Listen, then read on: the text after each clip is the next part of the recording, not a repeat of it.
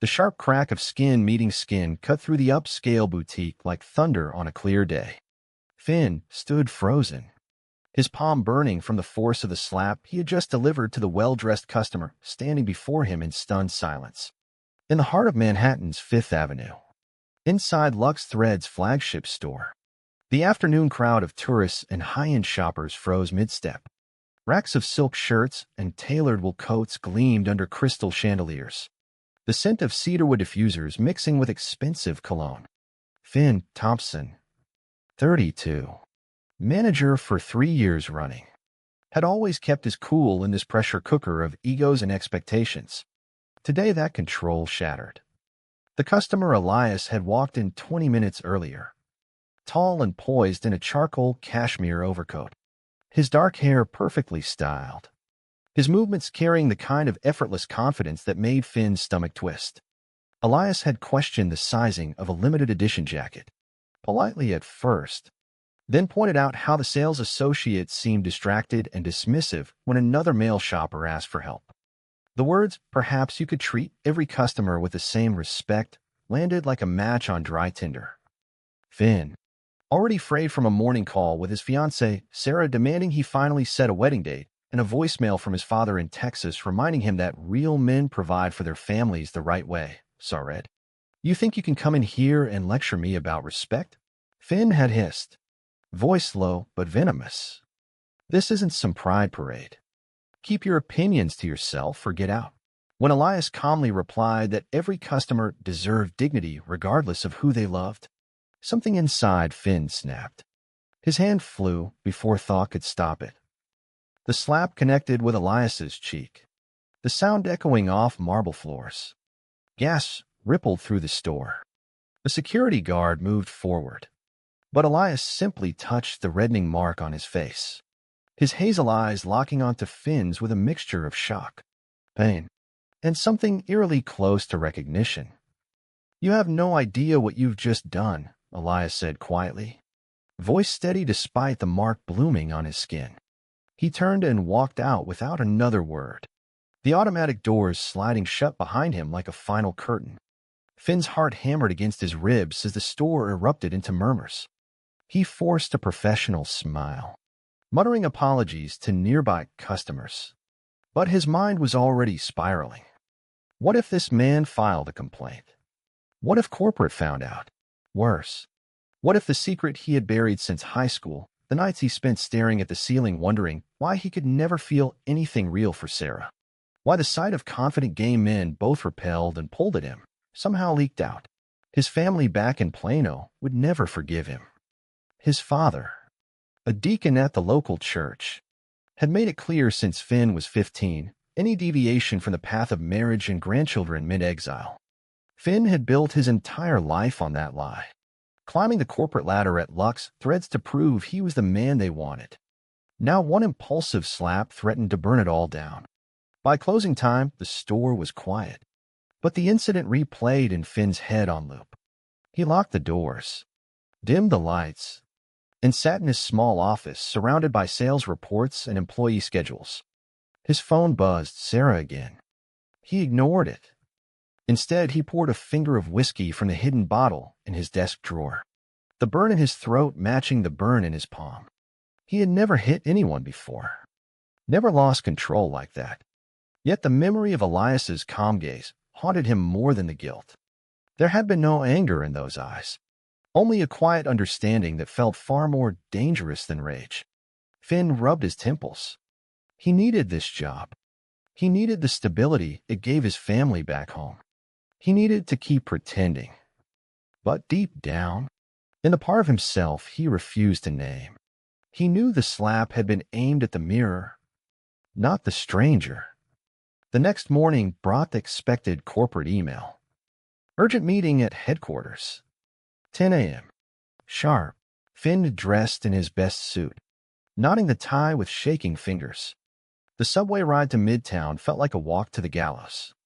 He rehearsed apologies, explanations, anything to save his career. When he stepped into the glass-walled conference room on the 32nd floor, the view of the Empire State Building mocked him with its unshakable confidence. Three executives sat at the long table, and at the head, wearing the same charcoal overcoat from yesterday, but now with a faint bruise visible under careful makeup, sat Elias. Finn's knees nearly buckled. "Mr. Thompson," Elias said, voice smooth and professional. "Please sit. We have a lot to discuss." The room felt too bright, the sunlight streaming through floor-to-ceiling windows exposing every bead of sweat on Finn's forehead. He lowered himself into the chair, mind racing. This could not be happening. Yet here was the customer he had slapped, now holding a leather portfolio embossed with a company logo. The executives exchanged glances. One cleared his throat. "Mr. Harlan, would you like to begin?" Elias Harlan leaned forward. "Call me Elias." And yes, he turned those hazel eyes directly on Finn. "Yesterday, you made a decision that changed everything. For both of us." Finn swallowed hard. The price of that single moment was only beginning to reveal itself. Elias Harlan did not raise his voice. He did not need to. The quiet authority in his tone filled the conference room more effectively than any shout. 3 months ago, I purchased Lux Threads and the entire Vanguard fashion group," he said, sliding a document across the polished table. Finn stared at the signature on the final page, Elias J. Harlan, CO. The numbers swam. Acquisition price, board approvals, silent ownership structure. Finn had managed one of the chain's busiest stores without ever knowing the man who now owned it. All had been walking the floor undercover. "I visit every flagship anonymously twice a year," Elias continued. "I want to see how our people treat customers when no one is watching. Yesterday, I saw exactly what I needed to see." Finn's mouth went dry. He had prepared excuses, stress, miscommunication, customer provocation, but none of them mattered now. The man he had struck was not just any shopper. He was the architect of the empire Finn had spent years trying to impress. Worse, Elias's calm gaze held no triumph, only a steady curiosity that made Finn's hidden fears crawl closer to the surface. One of the executives, a silver-haired woman named Margaret, spoke up. "Mr. Thompson, the incident was captured on security footage. We could terminate you immediately. However, Mr. Harlan has requested a different approach." Elias nodded. "I'm not interested in easy solutions. I want to understand why it happened. And I want to know if you're willing to face the consequences of your choices." Finn forced himself to meet those eyes. "I lost my temper. It was unprofessional. I apologize." The words tasted like ash. Inside, panic clawed at him. If he lost this job, his parents would demand he return to Texas, marry Sarah, start the family they had planned since his college graduation. He would never escape the small-town expectations that had kept him suffocating for years. Elias studied him for a long moment. "Apologies are cheap, Mr. Thompson. Actions cost more. I'm giving you 30 days to prove you belong here. You'll report directly to me. Every decision, every interaction. I'll be watching. And we will talk, really talk, about what made you raise your hand yesterday." The meeting ended with handshakes and murmured goodbyes. Finn lingered as the others filed out. Elias remained seated, sunlight catching the faint bruise on his cheek. "Why didn't you press charges?" Finn asked, voice barely above a whisper. Elias stood, buttoning his coat. "Because I've spent my life watching people hide who they are. Sometimes they lash out at the very thing they fear becoming. I want to know if you're one of them." He paused at the door. "My office is on the 45th floor. Tomorrow morning. 8 sharp. Bring honesty." "Finn, it's the only currency I accept." Finn walked out into the crisp October air of Midtown, the city rushing around him in a blur of yellow taxis and hurried pedestrians. He bought a coffee he didn't want and sat on a bench in Bryant Park, watching leaves spiral down from the trees. His phone vibrated. His brother Marcus this time. "Mom says you haven't called in 2 weeks. Sarah's worried." When are you coming home for Thanksgiving? We need to finalize the engagement photos. Finn deleted the message without replying. The weight of every expectation pressed on his chest until breathing hurt. That night he lay awake in his small Hell's Kitchen apartment, the distant wail of sirens mixing with the hum of the refrigerator. He replayed the slap, the conference room, Elias's parting words. The man's gaze had held no hatred, only a quiet challenge that stirred something Finn had spent a decade burying. Attraction? Fear? Recognition? He didn't dare name it. Instead, he focused on survival. 30 days.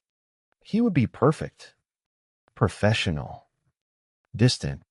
He would prove he was the manager they needed and bury the rest so deep it could never surface again. Yet when sleep finally came, he dreamed of hazel eyes and the faint sting of a palm that somehow felt like both punishment and invitation.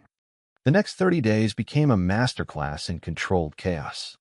Finn arrived at the store each morning before dawn, reviewing every employee schedule, every sales target, every customer complaint log.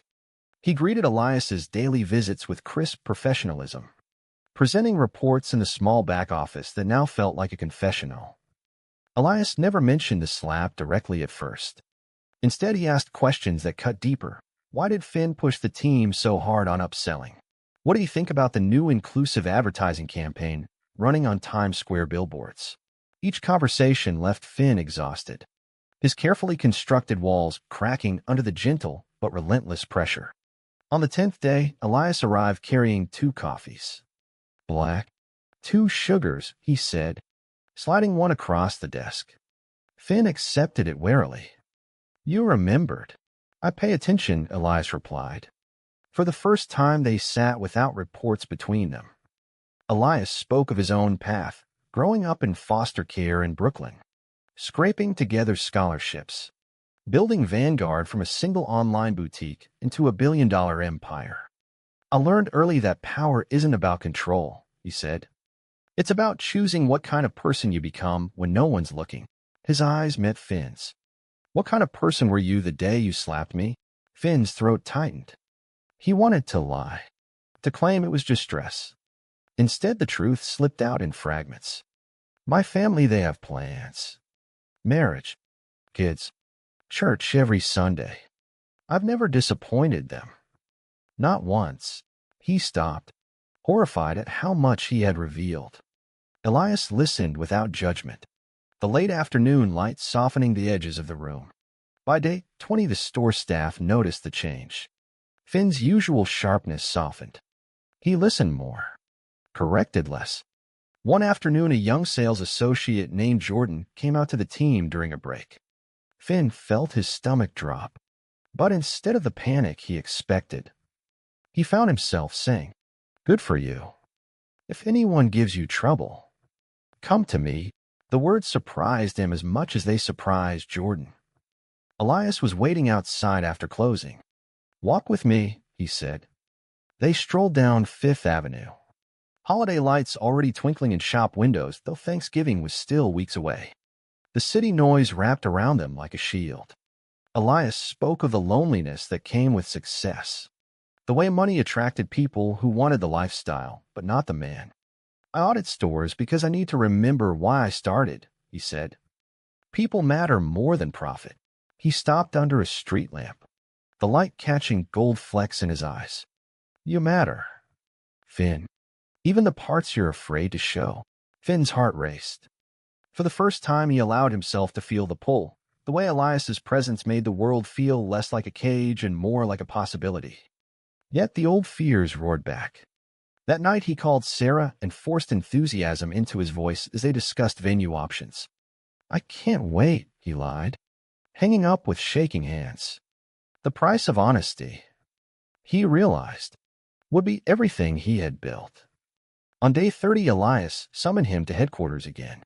The same conference room, same bright sunlight. This time only the 2 of them. Elias placed a new contract on the table. Promotion to regional director. Double the salary. But there's a condition. He met Finn's gaze steadily. You stop running from yourself. Starting now. Finn stared at the papers. The future he had always wanted sitting inches away. All he had to do was sign. All he had to do was keep pretending. Instead, he heard himself say, "I don't know if I can." Elias smiled, small and genuine. "Then we'll figure it out together." One honest step at a time, the weeks that followed blurred into a delicate dance of discovery. Finn accepted the promotion. But the real work happened in stolen moments between meetings and late-night strategy sessions. Elias invited him to a private showing at the Metropolitan Museum of Art's fashion exhibit. The gallery's empty except for them and soft lighting that made the vintage gowns glow like living things. They talked about everything and nothing. Favorite designers. Worst first dates. The way New York could feel both exhilarating and isolating. Finn found himself laughing for the first time in years. The sound foreign yet freeing. Yet every step forward came with a cost. Sarah sensed the distance and flew in for a surprise weekend. They walked Central Park, her hand in his, while Finn's mind replayed Elias's smile from the night before. When she kissed him goodnight at his apartment door, he felt nothing but guilt. "I love you," she whispered. He echoed the words, hating himself for the lie. At work, the tension simmered. A senior buyer named Victor, ambitious and sharp-eyed, began dropping hints. "Heard you've been spending a lot of time with a new owner," he said one afternoon, leaning against Finn's desk. "Careful. Thompson. Office romances can tank careers." Finn denied everything. But the seed of fear was planted. One rainy Thursday, Elias suggested they grab dinner at a quiet Italian place in the West Village. Over pasta and red wine, Elias shared the story of his last serious relationship, how the man had sold private photos to tabloids for quick cash. "After that, I decided it was safer to stay alone," he said, "until someone reminded me that hiding isn't living." His hand brushed Finn's across the table, a brief touch that sent electricity up Finn's arm. Finn didn't pull away. Back at Elias's sleek Tribeca loft, they stood at the floor-to-ceiling windows watching rain streak the glass. The city lights blurred into watercolor streaks. Elias turned to him. "You don't have to decide anything tonight," he said softly. "But you do have to decide who you want to be." Finn felt the walls he had built for 32 years tremble. He leaned in, their foreheads touching, breath mingling. No kiss yet, just the promise of one, heavy with possibility and terror. The next morning, Finn's mother called. "Your brother saw pictures online of you and some man at the museum." "What's going on?" "Finn, Sarah is devastated." The conversation ended in tears and threats of a family intervention. Finn hung up, chest tight, and stared at his reflection in the bathroom mirror. The man looking back was exhausted, torn between the life he was expected to live and the one that finally felt real. He met Elias at the office later that day. "My family knows something's wrong," he confessed. Elias listened, then pulled him into a gentle hug. "We face it together," he said. "No more hiding. Not from them. Not from yourself." For the first time, Finn believed it might be possible. The price, however, was only beginning to reveal itself. Thanksgiving arrived like a storm. Finn's entire family flew, and parents, brother Marcus, sister-in-law, even his elderly grandmother. They booked rooms at the plaza and demanded a proper family dinner at Finn's apartment. Sarah arrived early, eyes red from crying. "I deserve the truth," she said quietly while helping set the table. Finn opened his mouth to speak, but the words stuck. Instead, he poured wine and hoped the evening would pass without disaster. Elias had offered to stay away, but Finn asked him to come. "I need you there," he had said the night before. "No." As the doorbell rang and Elias stepped inside carrying a bottle of wine and a quiet strength, the room temperature seemed to drop 10 degrees. Marcus's eyes narrowed immediately. "Who's this?" he asked, voice tight. Finn introduced Elias as his boss, but the lie felt paper-thin. Dinner was a minefield of small talk and loaded questions. Finn's father grilled Elias about his background, his faith, His lifestyle, Elias answered with calm dignity, never rising to the bait. But when Marcus pulled Finn aside in the kitchen and hissed, "You're throwing everything away for that guy. Mom and Dad will never accept this," the dam broke. Finn finally spoke the words he had practiced in his head for years. "I'm gay." "Marcus, I've always been gay." The silence that followed was deafening. His mother covered her mouth. His father's face turned stony. Sarah stood up slowly, tears streaming. "I knew," she whispered. "I just hoped I was wrong." She left without another word. Marcus grabbed his coat. "We're done here. Call us when you remember who you are." The apartment emptied in a flurry of slammed doors and muffled sobs. Finn stood in the wreckage of half-eaten turkey and shattered expectations. Shaking, Elias stayed. He cleaned plates in silence while Finn sat on the couch, staring at nothing. "They'll come around," Elias said softly, sitting beside him. "Or they won't. Either way, you're not alone." Finn leaned into the embrace. The first honest tears he had cried in decades falling freely. The cost was real, strained family ties, broken engagement, the fear of being disowned, but the relief of truth was greater than he had imagined. The next morning, a text from his father arrived. "We love you, but we cannot support this lifestyle. Come home and get help or don't come home at all."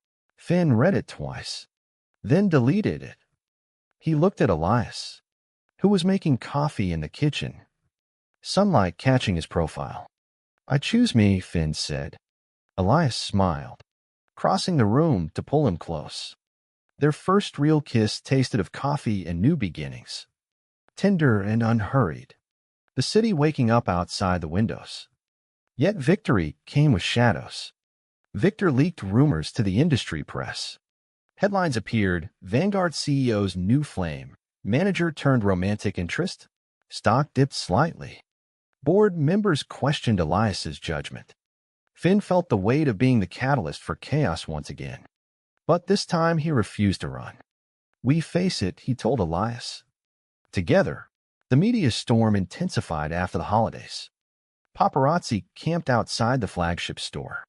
Online forums buzzed with speculation, some supportive, many vicious. Finn's phone filled with hateful messages from distant relatives and old high school acquaintances. Disgusting. One read, "Your family is ashamed." He deleted them all. But the words lodged like splinters. Elias shielded him as best he could, hiring additional security and issuing a calm company statement about privacy and respect. Yet the pressure tested them both. One evening after a particularly brutal board meeting, they escaped to Elias's loft. Finn paced the living room. "Maybe I should step down. I'm damaging the brand." Elias caught his hands, stopping the movement. "You are the brand now. The honest, brave version. That's worth more than any stock price." Their embrace turned into something deeper. Hands exploring with reverence rather than urgency. Words of affection whispered between kisses. Finn felt seen for the first time in his life, truly seen, and the fear that had defined him began to loosen its grip. Betrayal struck the following week. Victor, passed over for a promotion, sold a fabricated story to a tabloid claiming Finn had used the relationship to climb the ladder. The article included a blurry photo of them kissing outside the store. Finn stared at the screen, nausea rising. Elias's face hardened. "I'll handle it," he said. Within hours, Victor was escorted from the building. Legal action pending. But the damage was done. Finn's mother called, voice trembling. The whole church saw it. "How could you embarrass us like this?"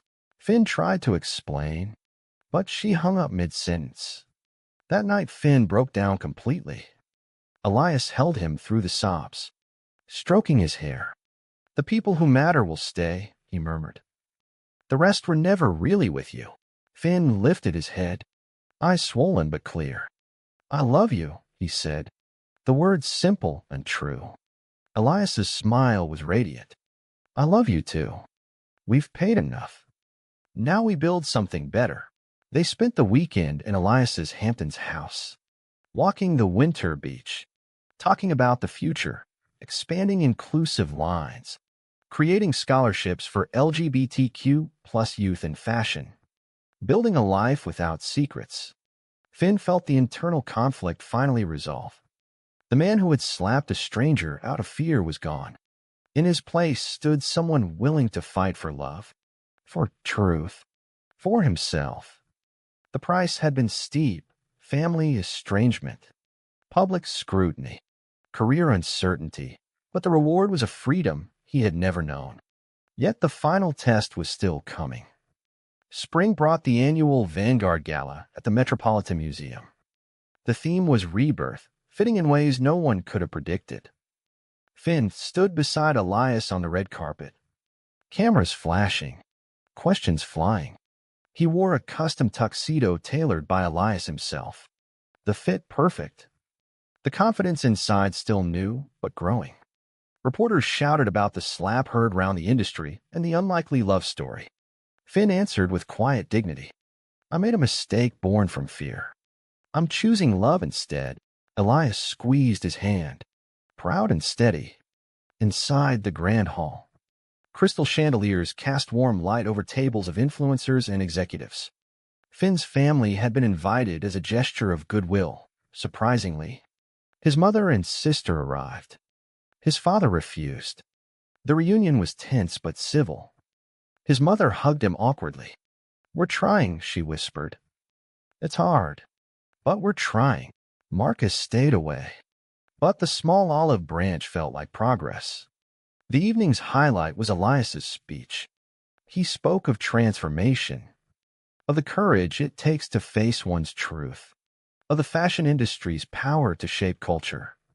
He publicly thanked Finn for teaching him that second chances could heal old wounds. The applause was thunderous. Yet as they danced later under the soft lights, Finn felt a final shadow.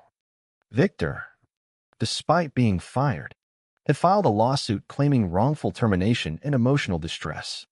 The legal team assured them it was baseless, but the stress weighed heavy. In a quiet corner, Elias pulled Finn close. Whatever happens tomorrow, we face it as partners. No more hiding. No more shame. Their kiss was soft, full of promise, the kind of moment that made every sacrifice worthwhile. Finn felt the last pieces of his old self fall away. He was no longer the frightened manager lashing out at his own reflection. He was a man in love, building a future on honesty and courage. The gala ended with fireworks over Central Park.